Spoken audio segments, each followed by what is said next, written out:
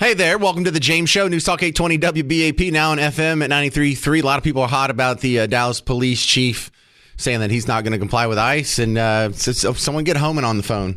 In the meantime, we have other things going on. I'll get back to that. I have a lot of great calls. I can see just like one little line description of what each one of these calls is. Don't y'all hang up, because I want to talk to you after we get caught up with Spencer McGowan, because something that's, I don't know, kind of over my head here is happening, but it sounds like it could be really good. Spencer McGowan, welcome back to the James Show. Tell me about Texas getting a stock exchange. Well, the first one was Texas Stock Exchange, announced by CEO James Wait. Lee. You say the first one. There's more than one stock exchange coming to Texas? Oh, that's the big news this week. Okay. So James Lee initially said, hey, BlackRock, Citadel, Fortress, and other heavyweights want a stock exchange based in Texas. And we're going to base it in Dallas. By the way, it's over at the Weirs building there at Knox Henderson. And they're building a new headquarters. So they raised $120 million first round. Now it's $161 million they raised. They said, we're going to make it easier. We got the Texas business courts, and we got 5,200 private equity companies in Dallas, a lot of which would like to come public. They want to streamline the process with a fully electronic exchange. All right? So they laid down the gauntlet. Lots of heavyweights behind it. Dallas is already number 2 in financial services jobs. Then the New York Stock Exchange said it's going to reincorporate New York Stock Exchange Chicago operations in Texas, Dallas specifically, and will launch a fully electronic exchange in Dallas. Wow. So that means North Texas real estate has a really bright future over the next decade. When Goldman Sachs moved their regional headquarters here, they created a shortage of houses in the Park Cities, Preston Hollow, and beyond. Okay, so Spencer McGowan, what does it matter where the stock exchange is at? Like, they still don't have people on the floor taking paper orders. It's all electronic. So what does that matter? You're going to attract a lot of high-end jobs, and a lot of the traders like to be close to the exchange because milliseconds matter, right? Now, think about the private equity. A lot of the private equity firms like Texas Pacific Group, others based here in Dallas. Well, if they can IPO those companies, they create a lot of Dallas millionaires. And so there's a big attraction, and it's a gold rush to North Texas. No, I understand why we would like it. I guess I asked the question wrong. Why would are they trying to come here for the taxes, or because the new ESG regulations in New York are kind of weighing on their stock exchange? I know we're pulling one from Chicago here. So what makes Dallas better than Chicago or New York? Oh, you nailed it. Yes, it's the taxes. Yes, relatively low cost of housing, an abundance of housing, and lower cost of living. But the Goldman Sachs partners, I'm sure they got excited about not just the lower tax rates, but the quality of life. The regulations, now Texas business courts are going to be business friendly. And yes, the ESG push is over, and the stock exchanges were requiring your board to have, a rainbow makeup, right? And so that's not going to be a requirement by James Lee, CEO of the Texas Stock Exchange, and the New York is going to loosen up their regulations, I would think. All of this sounds like a net positive for both us and the stock exchanges. Is this really that good of news? Well, it sets North Texas up as the new capital of capital, because Fort Worth already had some tremendous strides in their business culture. So really, you're looking at a bright decade ahead. And since we had the number 2 hub for financial services jobs here in North Texas, well, we may be on track to be number 1 over the next decade. That sounds fantastic. Spencer McGowan, I appreciate it. You can find him at networthradio.com. And if you need some financial advice, the McGowan Group. Thank you, sir. Thank you, sir. Well, that's all. That all sounded really good. And I was cautious about that because it all does sound like too good to be true. Like, what's the catch? We're stealing a stock exchange from New York and from Chicago. Why? Why are y'all so nice to us? Just because we're cool? Just because Texas is awesome? I think so. Well, hey there, all you beautiful Texans. Welcome back to the James Show. It's News Talk 820 WBAP, now on FM at 93.3. My next guest is going to help us. I don't know if he'll make us feel any better, but you'll have a better idea what's going on with the Mavericks. They had the blockbuster trade. We gave away a generational player in Luka Doncic for the Lakers for Anthony Davis, who's not trash. He's a great player. I mean, I remember him pretty much single-handedly taking Kentucky to a NCAA championship back in college, but man, that was like 13 years ago or something. And then he hurt himself in the first game as a Maverick. Donovan, how bad is it? It's pretty bad once you kind of take all those circumstances. I think the front office's thought was, you know what, if good basketball is happening at the arena, then people will slowly and surely forget about giving up a 25-year-old generational star. And that lasted for about an hour and 15 minutes. And now that's all people think about now because you don't have Anthony Davis and the injuries are piling up. And although they're still competing, it's just nothing about giving away someone in his prime with the arrow squarely pointing up and just not feeling like you got the return you should have when you have a guy like that on the trading block. Well, look, even for a layman fan like me, if you were in the finals last year, why would you be so anxious and going in another direction? And so I know we still don't have a good, solid answer to that. And then what we did get for him is sidelined. So Anthony Davis in street clothes till further notice. They don't know if it's going to require surgery. I think the word now that I was hearing was that it's not going to require surgery because that would be season ending. What did he hurt? He hurt his abductor. Okay. He had an abductor strain, and it just looked like he got racked, and he went down. That's what the first thing I thought happened when I saw it. And then when you saw it was non-contact, he was like, oh, that's not good. But I can definitely see the mindset of Anthony Davis wanting to come in and kind of quiet all the noise and maybe coming back too soon because when they traded for him, he was hurt. He was out. He hadn't played.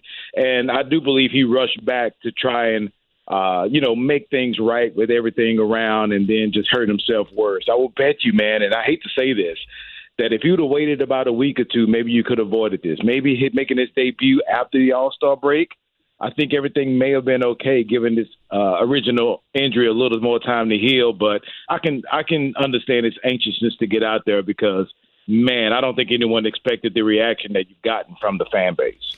Well, let's talk about basketball in general. Sure. I keep seeing stories about how ratings are down and the game has changed a lot. And I did take some time off the game and I watched a couple of this season, and it almost seems like it's turned into a 3-point competition. I mean, is this just analytics ruining the game like they did baseball? That's exactly what it is. They're saying, hey, you know what? If you're going to take a shot, then 3 points are better than 2. So might as well try to get that. Either it's a sure shot in the lane, or you're at the basket for a layup or a dunk, or you're shooting a 3-pointer. And I think little slowly but surely people are starting to accept maybe more mid-range shots, and the game may be changing a little bit back to what it once was. But man, people have such skill at shooting those shots. And Steph Curry kind of had a movement of, man, we can make these shots very popular. He's one of the most popular players in the league. So I think it's going to take a little bit to get back to it, or people are just going to get used and accept that that's just how the game is being played now, and there's no changing. So I don't know which way it's going to go, but I can understand fans of basketball past looking at this game and saying how different it looks and it is from when they enjoyed it, because it is a completely different game. Well, I saw a chart getting passed around social media. It looks like peak basketball was around 2011, 2012, and it hasn't gone back to that level. Yeah, you know what? And it's funny because that coincides with the Mavericks winning their only title and just seeing the game that they played. And I can see how that is a very accurate statement. And now when Steph Curry comes into the league and he becomes popular, and man, I think we don't understand the what he meant to this game, what he means to this game, and people trying to imitate his game and what he does, and it just twisted this whole thing around. So how do they fix it? Do they move back the 3-point line even more? Or do they get rid of it? What do they do? I don't think they think it's broken. And I get that they understand that the ratings are down or whatnot, but I don't know if they think that's just a blip and they'll come back around once you maybe market a couple of different players differently and get a little more exposure to the game. But I just don't see how they think it's broken. Now, one of the simple reasons that people will say is just move the 3-point line back. But I don't think that's going to stop anyone from shooting those shots, and shooting those 3-point shots is just going to make them shoot it a little bit longer. So the problem is, I don't think the NBA feels that it's broken because they're probably taking in more money than they have ever before. The salary cap in the league is going up, so the revenue is going up. The TV dollars are there. So what do they have to worry about? I think they feel fine. Donovan Lewis, do you personally have an opinion either way? Man, I love the game so much, and I can understand sometimes how the mindset is. Well, it was way better in my day. Like, people my age always tend to say things like that. It was better in my day. Like they're talking about music. Like, music today sucks. Right, not like right. when I was a teenager, right? Exactly right. And, so I don't want to just up and say that because I think that's the cliche thing to say. I love the game, and I think I always will. But you can tell the difference, and I think you just have to adapt to it. And once you do that and realize that it's really not going back to what it was, then I think you can sit back and enjoy it. All right, good stuff. I appreciate your expertise, Donovan Lewis. You can catch him on The Invasion on our sister station, The Ticket, in their new time slot. You're on, 9 to noon now? Is that what it is? 9 to 1. 9 to 1. That's right. That's right. Yes, sir. Yes, sir. We got the extra hour. So extra content if you want to tune in to The Invasion. All right, appreciate it. Donovan Lewis, thank you, sir. Thank you. All right. We got that out of the way. That's going to be our only sports segment for today. A whole lot of news. If you still have any comments on the Dallas Police Chief saying he's not going to be participating in the Great Ice Roundup 2025, 800-288-9227, 800-288-9227. But coming up next, did you know that there was a terror attack in Germany today? You think this would be bigger news. It'll make sense when I tell you the details coming up in about 4 minutes.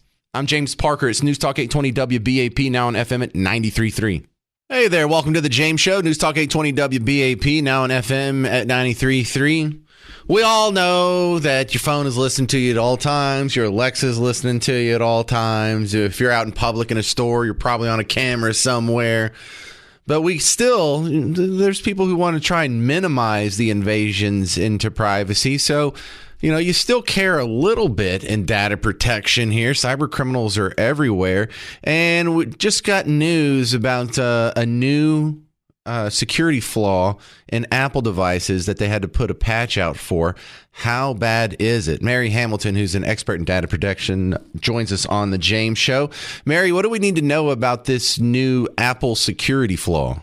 The biggest thing to know is that, number one, it's easily fixed. So I'm going to start with that because before we go into the reality of what was happening, I want people to have a little bit of hope to understand that all they have to do is go to their settings, go into general, and then push the update. This is going to be for iPhones and for iPads. So a lot of people will mistake it. We just need to update the iPhone, but most of us have iPads as well. So update both of those. Now, what makes this different is this is an emergency patch, right? Like, this is a 0-day vulnerability that they found. And there was a guy out of Citizen Labs. His name is Bill Marzak, and he found this vulnerability due to being told to look into it because high-profile targets were being attacked by threat actors. So they were going in through the cord. So the cord that you put into your phone to charge, or you put it into your laptop so that Sure. you can transfer data. That cord, there's an input and output. There's energy, so there's the energy that goes in to charge it. And then there's also a point where it allows data to flow in. That's why you can put it into your device and transfer data. Now, what they were doing is hackers were using this in through the data cord to go into the phone. So your phone would have to be on for a while and be unlocked for a while for them to do this. They were going through there and bypassing the passcode. That code that we put in, the 5-digit code to get in, it's like a multi-factor authentication code to access your phone. That's what they were bypassing. They became essentially what in the tech world we call an admin. That is the man who holds the keys to the kingdom, giving access to every app, financial information, your bank accounts, pictures, access to basically your life in your phone. So that's what you need to know about this. But they did put a patch out to stop that. And what the patch does is it puts that if the phone is left unlocked for more than an hour, it will lock it back and it won't allow that data to transfer, because this is a very sophisticated attack. This isn't an everyday thief pickpocket coming by to take an easy, credit card skim. You have to be a high value target for them to go after and do this. But that's why they patched it. So we didn't have to worry about this anymore. It's not going to be something that attackers are going to be able to use freely and easily however they want now. Is this update going to happen automatically at some point? Or I know you prefer people to go out and actively make it happen. No, and it's the same thing on your phone that you always get. Every so often you have your updates. It will not automatically do. You do have to press it. All you have to do is go into your settings and press for the update to happen. It's not like your Windows device or your laptop where it will automatically push when you have people like me, a managed service provider, who will actually go in and make that happen. So you do have to do something. You just have to go into your settings and press the button. That's it. Well, Mary, I can be magically trained. I went in and it says 14 minutes. Oh, now 13 minutes remaining. So that's how long it takes. You just go into settings. Yeah, software update. Actually, you go into settings, general software update, and there it is. Mm-hmm. All right. Well, anything else we need to know before I get out of here? I think a good takeaway for everybody is with any of your devices, about once a week, just what's called power cycle it. Turn it off and turn it back on.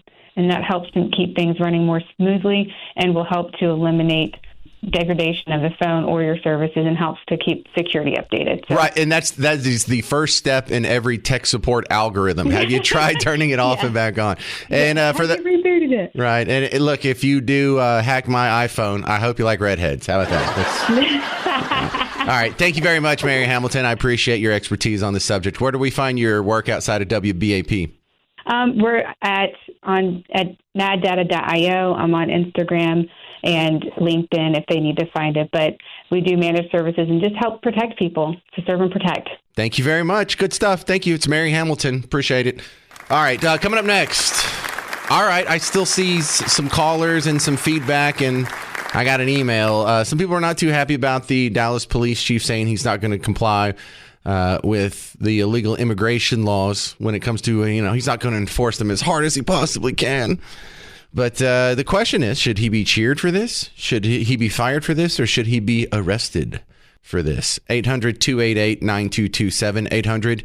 800-288-9227. I'm James Parker. It's News Talk 820 WBAP, now on FM at 93.3.